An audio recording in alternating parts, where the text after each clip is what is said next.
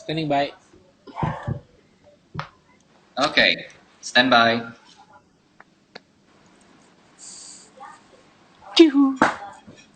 Ya, sekarang kita udah balik lagi di Bicara Sinematografi, tentunya dengan Indonesian Cinematographer Society bersama saya Reza Radian. Masih akan melanjutkan pembicaraan menarik dan bagi kalian semua yang sedang menonton live streaming ini, baik yang sedang belajar tentang sinematografi ataupun bisa jadi malah tertarik akhirnya mendengar tema yang kita bahas di Bicara Sinematografi kali ini.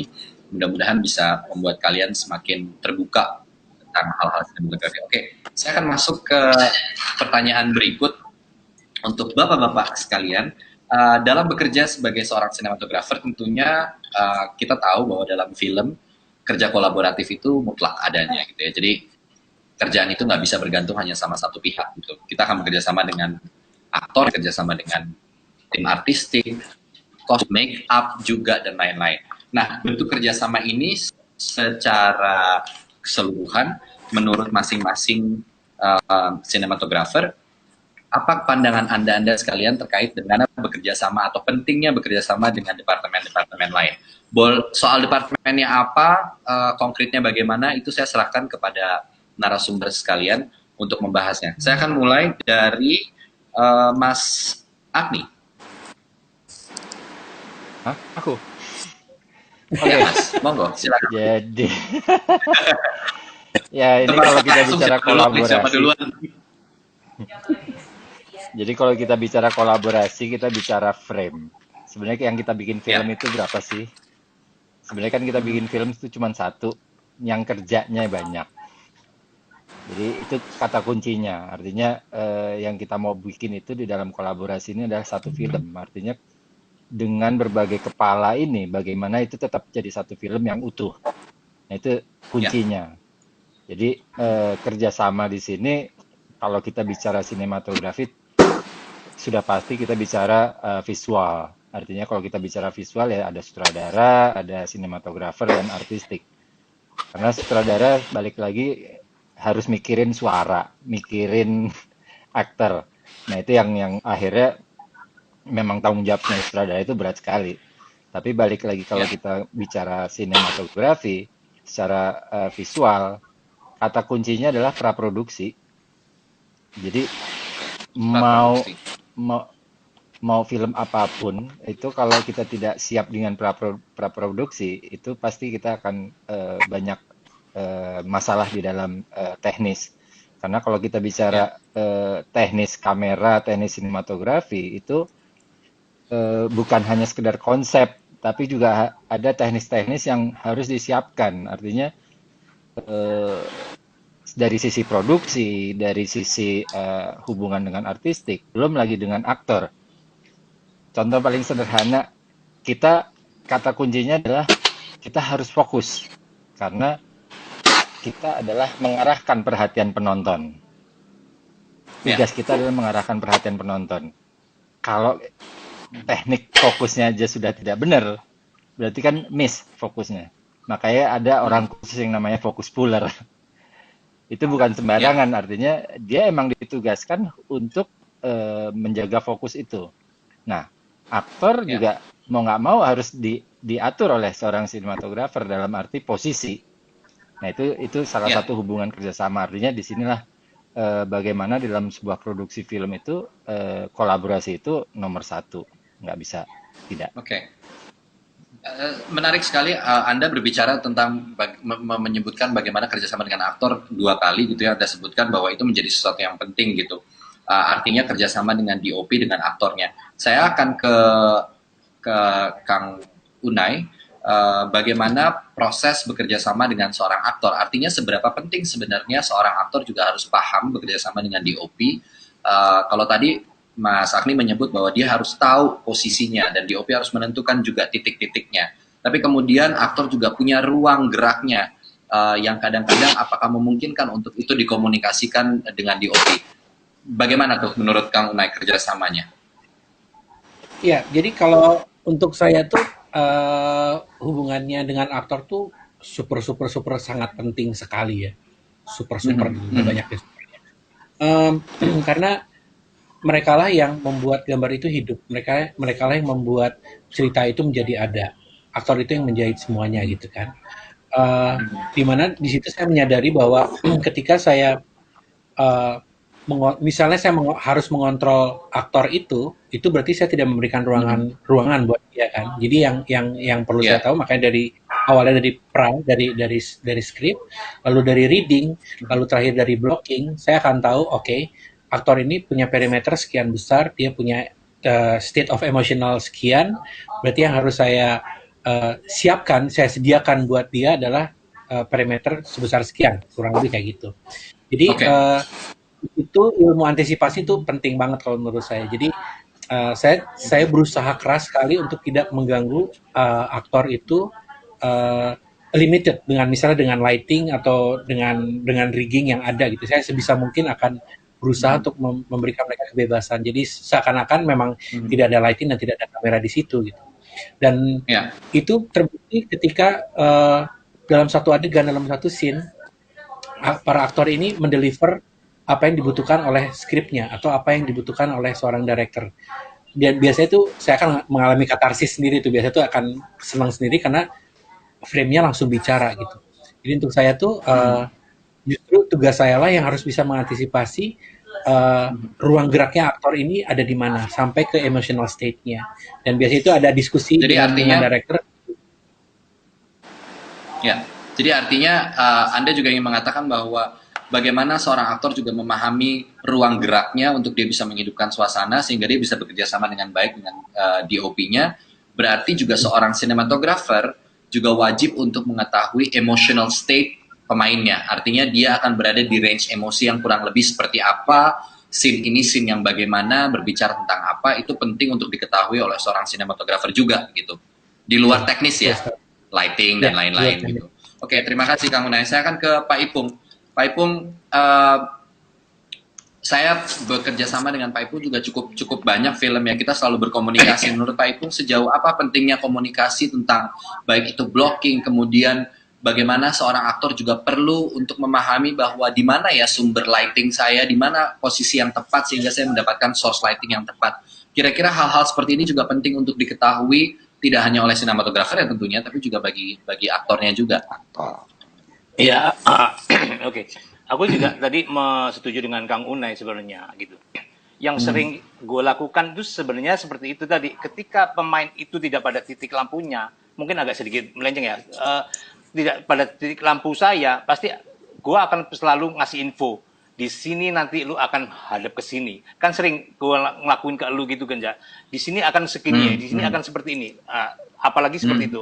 Nah, ketika kamera gue nge-track terus ditambah dengan movement kamera semuanya gitu. Ketika kamera gue berhenti, semuanya adegan nangis, lu tetesin tuh air mata lu. Seperti itu kan sering gue lakukan seperti itu.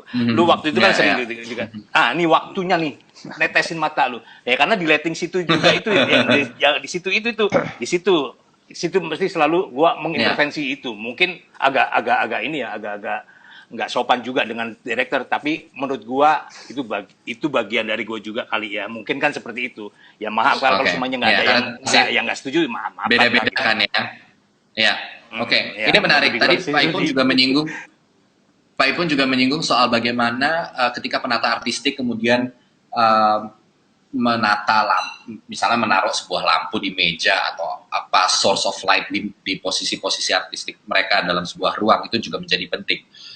Apa yang kira-kira Pak Ipung rasakan dari pentingnya untuk juga mengetahui apa yang akan dilakukan oleh seorang art director dan bagaimana pola itu akan bekerja sama dengan sinematografernya gitu?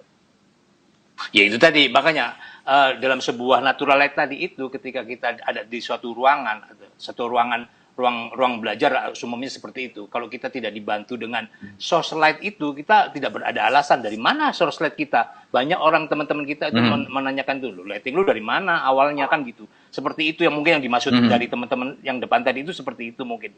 Ya itu tadi. Gue selalu minta source light itu apa? Source light itu apa? Skimmer. Oke, berarti gue harus nambahin skimmer itu dengan warna yang skimmer itu gitu. Oh, jadi source-nya dari seperti itu. Ketika angle-nya mau kemana-mana, oh ada alasannya. Oh tadi itu source-nya dari dari scammer itu tadi itu di tempat belajar itu Ya. seperti itu, lebih kurangnya seperti itu sih. Misalnya begitu. Oke, saya akan ke Om Rudi. Terima kasih Pak Ipung. Om Rudi, bagaimana kira-kira menurut pendapat Om Rudi sendiri terkait dengan masalah kerja kolaboratif ini? Anda boleh menjawab dengan apakah kerjasama dengan tim art, make up, dan lain-lain, ataupun aktor. Monggo, silakan Om Rudi. Oke. Pengalaman gue yang paling menarik ya itu dalam film Ketika Cinta Bertasbih. Itu aktor semua pemeran utamanya ya, mau yang perempuan, laki, peran pembantu, itu semua orang baru pertama kali main film. Karena produksi itu aktornya semua pemain dipilih melalui audisi ya. Casting ya, Jadi, audisi terbuka. Casting, Ya. jadi dari seluruh Indonesia. Akhirnya terpilihlah orang-orang itu. Nah, saya memahami bahwa mereka benar-benar belum pernah syuting, mungkin lihat kamera juga belum pernah. Jadi sebelum syuting saya sudah mulai mendekati mereka, bukan ngajarin tapi memberitahu bahwa di depan kamera itu seorang aktor bukan sekedar acting, gitulah. Dia harus tahu tentang kamera, misalnya besarnya kamera, lensa. Jadi ada batasan-batasan gerak yang dia harus taati, seperti tadi Mas Unang, Mas Ipung cerita juga bahwa aktor itu harus mengetahui, karena apalagi yang pengalaman ini kan orang-orang yang benar-benar baru di film, baru pertama kali mereka berakting di depan kamera. Itu pengalaman yang menarik sekali buat saya.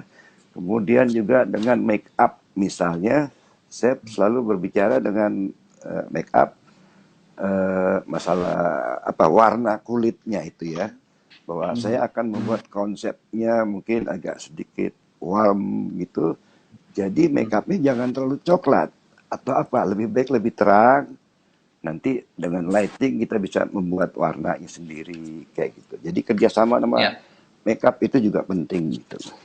Saya kira itu pengalaman yang menarik. Iya, betul. Ya. Terima kasih Om Rudi. Saya akan ke Om Roy. Halo Om Roy. Halo juga. Ya, tadi kita sudah mendengar beberapa hal dari teman-teman sinematografer yang lain. Menurut Om Roy sendiri terkait dengan kerja kolaboratif ini, mungkin ada sesuatu yang bisa ditambahkan, disampaikan? Oke, jadi kan dalam sebuah produksi film itu kan kita mengenal ada 3 tahapan ya, tahapan praproduksi, produksi, dan pasca produksi. Pasca Nah produksi. di poin yang pertama ini di praproduksi ini kita semua key person atau tim inti dari sebuah produksi ini, kita masing-masing membuat konsep gitu, masing-masing kita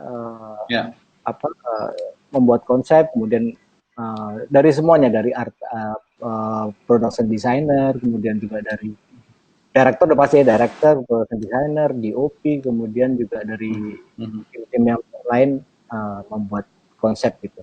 Nah di saat syuting itu kita mengaplikasikan apa yang udah pernah yang kita bikin di dalam konsep kita. Nah pengalaman saya syuting sama kamu tuh Tiga Hati Dua Dunia Satu Cinta itu juga banyak banget yang kita konsep bersama, apalagi waktu itu kamu kan juga pakai rambut keribu gitu kan, itu kan secara lighting itu akan merepotkan kita juga gitu, karena itu menutupi rambut itu, menutupi wajah kita, menutupi wajah kamu.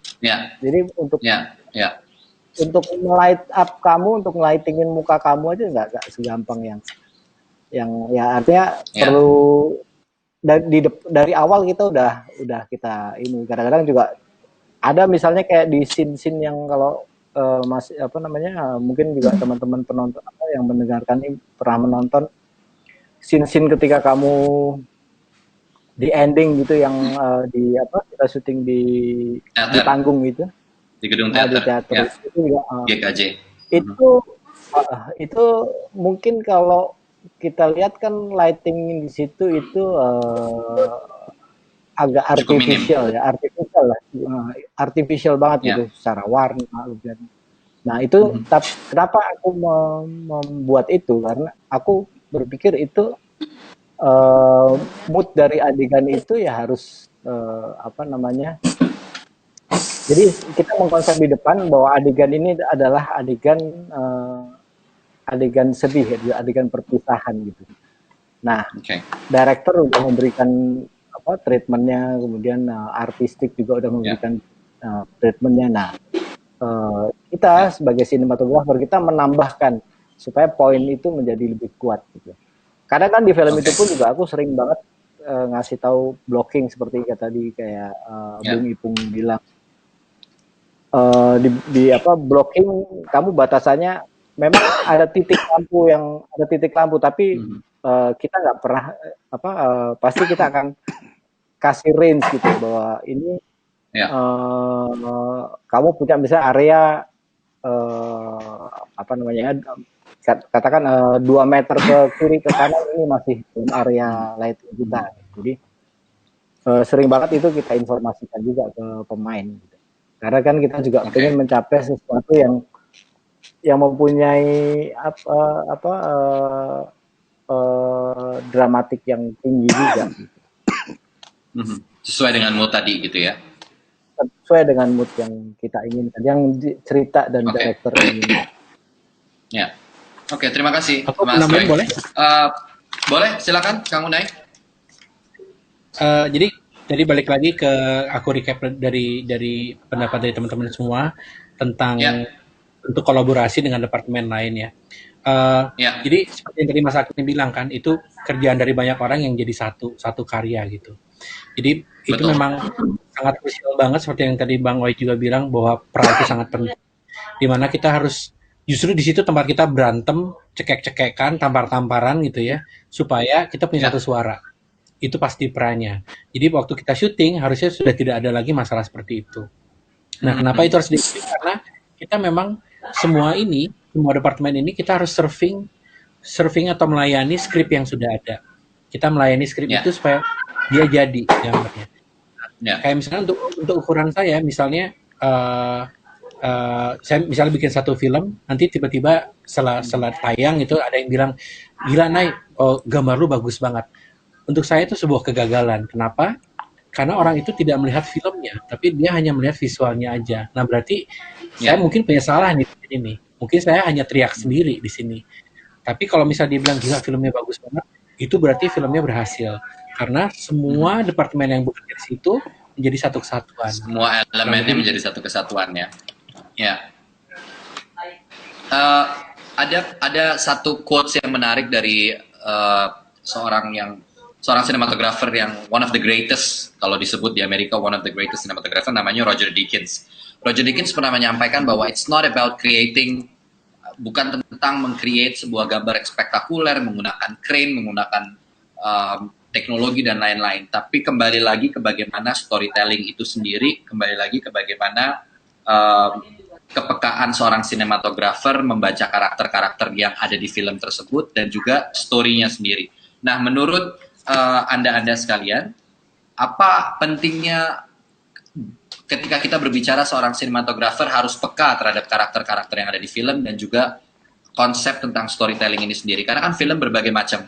Ini mungkin menarik bagi pendengar atau yang sedang menyaksikan live streaming kita.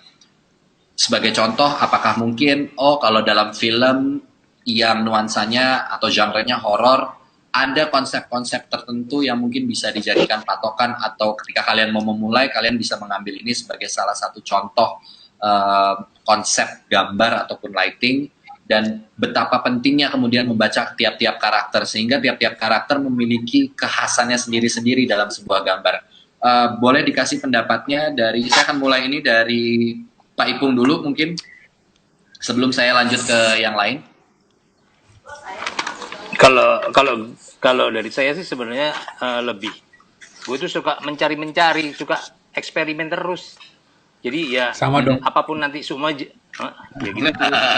Mengeksperimen, nggak tahu bener atau enggak ya, kayak tadi dari awal tadi aja, kalau dihubungkan dengan natural light tadi itu juga harusnya suka mencari itu tadi lagi gitu. Kayak sekarang ini lagi Ya. senengnya bagaimana mukanya nggak usah terekspos, jadi cuman backlightnya aja nih. Gue lagi seneng-seneng kayak gitu gitu.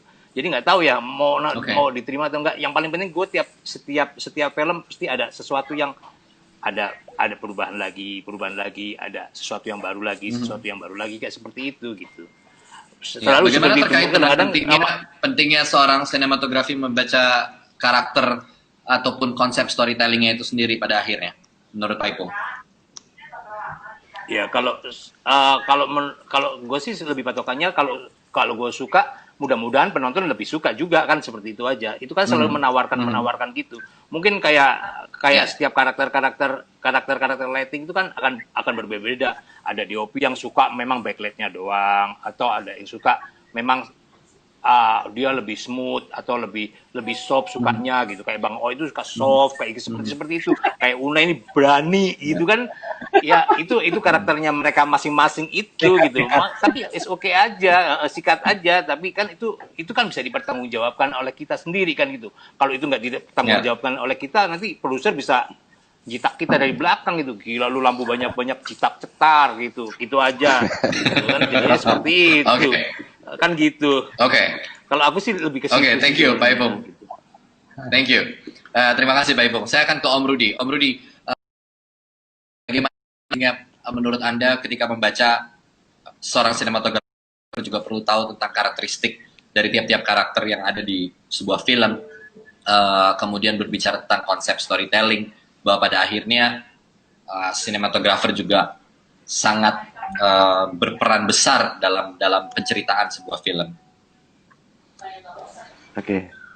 Ya, emang penting sekali seorang sinematografer untuk mengkaji itu ya. Bagaimana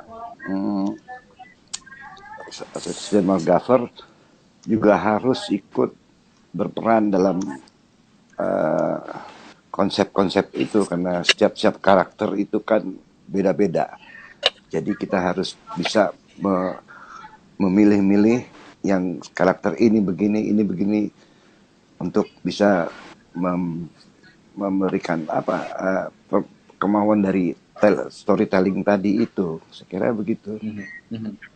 Oke, terima kasih Om Rudi. Saya ke Kang Unai. Mungkin Kang Unai bisa menjelaskan juga tentang seberapa penting. Kembali saya mengingatkan bahwa seberapa penting kira-kira seorang sinematografer untuk memahami karakteristik yang ada dalam sebuah skenario yang kemudian akan menjadi sebuah film tentunya nantinya. Ya, ini menarik sekali. Jadi sampai tahap ini pun saya masih belajar juga ya. Sama kayak Pak Ipung sering bereksperimen tanpa bilang-bilang ke produser tentunya. Tapi Oke.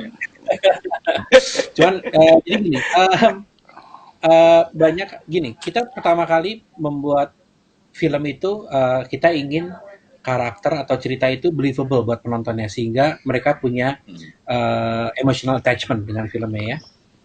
Nah, di situ saya juga pengen tahu, makin kesini saya jadi pengen tahu apa ya membuat film itu sangat dekat dengan penonton gitu. Film-film sukses itu seperti apa? Lalu karena kita punya satu teman kita yang nanti akan bicara di sesi berikutnya, Mas Arief itu, saya banyak nanya dengan dia karena dia telah mendalami psikoanalisis dalam film. Di situ saya banyak belajar ternyata untuk mengetahui kedalaman sinematik atau bisa menciptakan kedalaman sinematik itu, kita juga perlu tahu misalnya dari karakter, misalnya dari pemain, kita harus tahu background story-nya si karakter ini seperti apa. Apakah dia punya trauma-trauma tertentu, apakah dia punya obsesi tertentu dan segala macam. Dari situ itu berhubungan dengan emosi yang bisa kita terjemahkan lagi dengan desain lighting atau dengan pergerakan kamera atau bahkan dengan pemilihan lensa misalnya seperti itu. Itu teori psikoanalisis itu banyak banget, cuman memang itu lebih baik di sesi 2 setelah ini karena itu ilmu yang sangat baru dan sangat menarik banget. Cuman memang itu yang harus kita gali bersama-sama di sini, bahwa kedalaman sinematik itu masih bisa kita cari dan bisa kita bentuk, dan mungkin kita bisa menemukan formulasinya sinema Indonesia itu seperti apa. Karena pengalaman saya, salah satu contohnya adalah ketika saya syuting film Atambua 39 derajat Celcius dengan Mas Riri Riza, di mana itu pendekatannya itu seperti dokumenter, tapi bukan dokumenter, itu film, itu feature film dengan kru yang sangat kecil, tapi kita ingin sekali menyuguhkan realita di situ. Pemainnya pemain asli dari sana, tapi mereka menjadi karakter yang emang diciptakan ya dalam skripnya gitu. Nah di situ saya Ya. belajar banyak ketika saya melihat orang-orang Timur punya gestur yang lain ketika mereka ada di depan kamera gitu. Ketika mereka anak-anak Oke. dari itu punya gestur yang biasanya saya nggak lihat di kota besar misalnya seperti itu. Mereka selalu menunduk misalnya, mereka selalu misal ada cahaya, mereka selalu ngarahnya bergesernya ke arah yang lebih gelap, ke bayangan. Dan tuh saya, wah ini menarik banget ya. Ini kalau misalnya memang bisa kita perdalam lagi, kita bisa membuat sesuatu yang jauh lebih dalam lagi gitu dalam sinema. Kurang lebih Oke. seperti itu. Terima kasih Kang Unai. Saya ke Om Oi sebelum ke Mas Agni. Iya, pendalaman karakter itu perlu juga buat kita ya, buat artinya nggak cuma untuk pemain, tidak cuma untuk apa namanya director, tapi pendalaman karakter itu juga kita perlu karena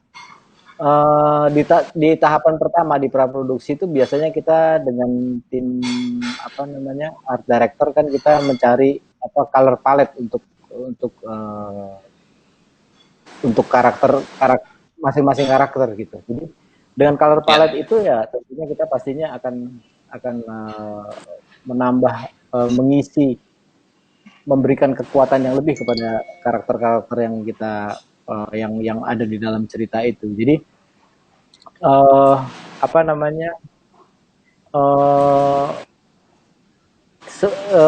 makanya sebetulnya di tahap persiapan itu, di tahap praproduksi itu, seorang sinematografer tuh tidak hanya dia cuma mengonsep sebuah lighting aja, tapi dia juga harus tahu ketika director reading dengan pemain itu seperti apa gitu, ekspresinya. Jadi artinya karakter-karakter permainnya juga harus dipahami oleh DOP-nya ya. Dipahami. Iya, karena jangan sampai kita juga apakah memberikan treatment yang salah gitu terhadap karakter-karakter yang dimau gitu. Ya. Terima kasih Om Oi. Saya akan ke Mas Agni sebagai penutup di segmen kita yang kali ini, Mas. Ya. Ya intinya kalau karakter ya kembali lagi kepada story, artinya karakter tuh nggak cuman dari pemainnya sendiri tapi juga dari storynya sendiri. Artinya cerita itu sudah berkarakter. Artinya dia akan menghasilkan genre, akan menghasilkan konsep yang berbeda. Itu yang jadi utama, dan yang selanjutnya adalah mau tidak mau yang sinematografer tadi ya, kata Kang Unai, kata Ipung, ya harus bereksperimen karena kreativitasnya di situ. Justru itulah kreativitasnya pada saat kita bereksperimen, karena tawaran-tawaran itu yang seharusnya justru jangan diam-diam Pak Ipung, harus disampaikan kepada sutradara. Mudah-mudahan setuju. Kalau nggak setuju, kita bikin yang namanya apa Pak Rudi itu shot under protest. Ada protes. Nah, sebenarnya ada proses seperti itu. Artinya kita di sini adalah balik lagi kolaborasi, artinya kita di bawah kreativitas sutradara, teman-teman di produksi lain, tapi disinilah kita justru berusaha memperlihatkan sesuatu yang kita lihat berdasarkan kajian tadi, riset dari story, riset dari karakter yang diciptakan. Karena sebenarnya karakter ini kan bukan karakter yang ada, sebenarnya karakter yang diciptakan. Kalau tadi ceritanya Pak Unai masalah sebenarnya kayak dokumenter, tapi karakter diciptakan. Artinya emang kita create. Yang disinilah kreativitas itu justru harus tumbuh dari setiap elemen-elemen, nggak cuman sutradara aja, nggak cuman artis, cuman sinematografer. Nah, tapi sekali lagi itu harus selesai di praproduksi. Nah ini kalau kita bicara manajemen. Jadi ketika syuting itu sudah tidak dibahas. Iya, itu saja sih. Ya. Kira-kira hal ini berarti sebenarnya kalau boleh saya tanya lagi, tadi ada satu pertanyaan yang sebenarnya jawabannya masih agak terlewat. Apakah memang mutlak ketika kemudian berbicara bahwa karakter tiap-tiap film, misalnya kita berbicara horor, saya ini ke Mas Agni lagi, bicara horor, maka karakter lightingnya harus begini, pakemnya, kalau drama begini, komedi begini, atau mungkin tetap aja boleh bereksperimen? sekali lagi Silakan Mas. sekali lagi pasti kita bereksperimennya itu subjektif kita sebagai pembuat film ya, artinya balik lagi juga Ya, persetujuan. Di sini harus ada dialog antara sutradara, antara sinematografer sama produser. Tiba-tiba saya bikin ya, horor yang full apa cahaya terang aja, tapi tetap serem. daylight Kira-kira gitu gitu. semua. Ya, ya, ya, Iya. ya. Nah, Oke. artinya kan itu bisa bisa dijadikan sebuah konsep, tapi balik lagi ini ya, filmnya cuma satu, bukan filmnya sutradara, bukan filmnya sinegrafer atau filmnya penata artistik. Tapi disinilah kolaborasi ini benar-benar terjadi. Itu yang tadi Mhm. saya cue-nya Unai saya pegang betul tadi. Di sini kita tidak bikin gambar bagus, tapi kita bikin film bagus. Ya. Oke, terima kasih Setuju, Mas Agni. setuju. Ada tambahan mungkin? Ada tambahan dari teman-teman yang lain sebelum saya tutup Cukup. di sesi kedua ini? Ya sih itu sih. Bablas. Oke. Saya break sejenak. Aduh, Oh, saya break sejenak. udah break nih. Saya tinggalkan, bukan, Loh, ini break ya? saya nggak break, belum break, Pak Ipung, belum break, kita masih live. Tapi saya akan tinggal 1 menit aja. Saya tinggal 1 menit. Oke. Itu doang. Oh, kita ditinggalin. Kita ditinggal. Kita ngegosip aja ngegosip. Wow. Ya menarik, menarik, Belum. menarik. Kalau Satu film horor segmen tuh, lagi. film horor tuh Jadi gini, yang menarik tuh kayak film The Shining, kalau masih pada inget. The Shining itu dia malah nggak pakai lightingnya, dia malah terang semua kan, lighting winter gitu kan. Tapi justru jenisasi Stanley Kubrick itu mereka bisa mendesain proses kegilaan itu dari camera works-nya. Jadi pemilihan lensanya, pergerakan kameranya dan segala macam itu. Jadi kayak tadi kalau misalnya aku ini ingetin sedikit tadi yang Mas Reza bilang, apakah perlu treatment khusus misalnya buat horor dan segala macam. Jadi memang nggak harus selalu horor itu equal dengan kegelapan. Gelap ya. Gelap. Ya. Tapi justru esensi dari ketakutan kan. Ketakutan itu kan muncul dari ketidaktahuan. Dan itu bisa kita desain dengan treatment apapun. Jadi kayak Shining itu The Shining terang semua. Kalau Hereditary yang pernah nonton, dia hanya bermain bayangan dan kita jadi malah nggak nyaman, ada corner yang gelap tapi itu ada orang apa enggak ya, seperti kayak gitu. Cuman sisanya dia natural banget. Jadi konsep tuh sangat Thank you, Kang Unai. sangat Thank you Kang Unai. Sorry aku harus menjeda sedikit karena memang kita sudah masuk ke closing. Pertanyaan terakhir, 2 pertanyaan terakhir sebelum kita tutup adalah dari masing-masing boleh secara singkat harapannya tentang dunia sinematografer di industri yang ada sekarang ini. Mungkin boleh disampaikan, saya mulai dulu dari Om Rudy. Iya. Oke.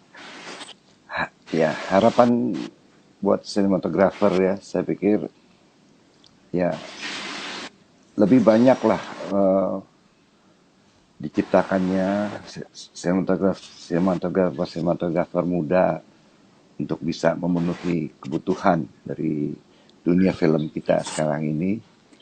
Karena melihat dari industrinya kayaknya sekarang sudah mulai makin meningkat, makin maju. Jangan sampai kita kekurangan SDM. Harapan saya begitu, Mas Reza. SDM. Ya, terima kasih Om Rudy. Boleh ke Mas Agni? Waduh, kalau ke depan ini kayaknya sudah AI semua kali ya, artificial intelligence. Mungkin produser nggak butuh kita kali. Aduh, jangan dong, nggak mungkin kayaknya kalau itu. Ya artinya Kita minta. ini yang harus sikapi oleh teman-teman yang baru-baru. Artinya 10-20 tahun ke depan mungkin medium kita udah bukan lagi layar, tapi udah lagi virtual.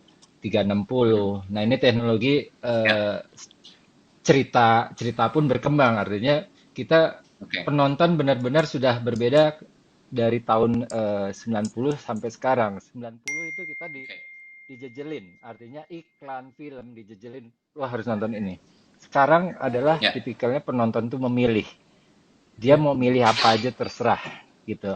Nah ini ya. juga berkembang teknologi seperti itu. Itu yang harus disikapi teman-teman milenial sekarang nanti ke depannya. Oke. Terima kasih, Mas Anggi. Saya ke Yuk. maaf secara singkat aja, saya ke Mas Oi. Ya, oke. Kan sekarang kita juga melihat kan teknologi itu semakin maju ke depan.